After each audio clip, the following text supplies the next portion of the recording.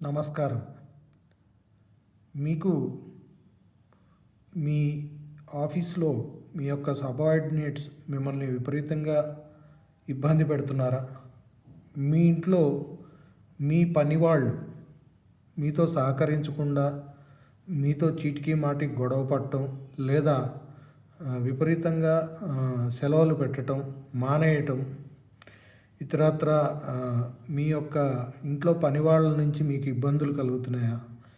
ఇవన్నీ కూడా మీకు శని భగవానుడి యొక్క నెగిటివ్ సంకేతాలను సూచిస్తాయి. మన పనివాళ్ళు, మన సబార్డినేట్స్ వీరి యొక్క సౌఖ్యం కావాలంటే మన జాతక చక్రంలో శని భగవానుడు బలంగా ఉండాలి. వారి నుంచి గనక మనకి ఇబ్బంది వస్తున్నాయి అంటే అది శని భగవానుడు యొక్క నెగిటివ్ సంకేతం కింద స్వీకరించాలి. కాబట్టి శని భగవానుడు బాగుండాలి మన జీవితంలో అనుకున్న వాళ్ళందరూ కూడా వారి యొక్క పని వాళ్ళతోటి అత్యంత జాగ్రత్తగా ఉండాలి. వారిని గౌరవంగా వారిని చూడాలి. అలాగే సబార్డినేట్స్తో కూడా చాలా గౌరవప్రదంగా ఉండాలి. వారిని ఆదరించాలి.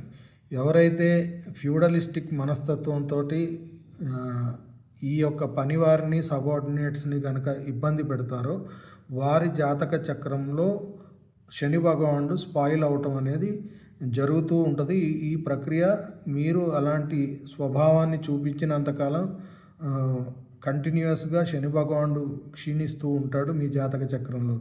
దీనివల్ల శని భగవానుడి యొక్క నెగిటివ్ ప్రభావం మీ మీద పడుతుంది. కాబట్టి ఇటువంటి సంకేతాలు అంటే పనివాళ్ళ నుంచి ఇబ్బందులు, సబార్డినేట్స్ నుంచి ఇబ్బందులు ఉన్న వాళ్ళందరూ కూడా తగిన శని భగవానుడి యొక్క రెమెడీస్ అంటే సుందరకాండ పారాయణం కానీ, లేకపోతే ఆంజనేయ స్వామి పూజ కానీ ఇది చేయటం అనేది నార్మల్గా సూచించడం జరుగుతుంది.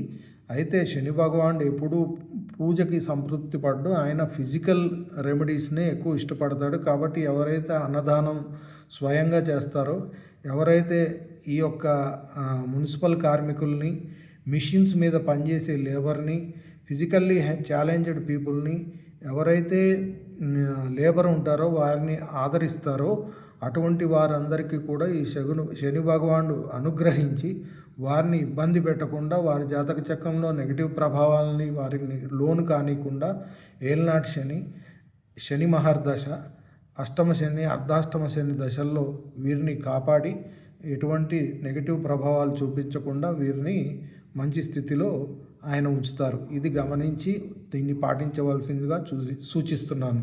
స్వస్తి.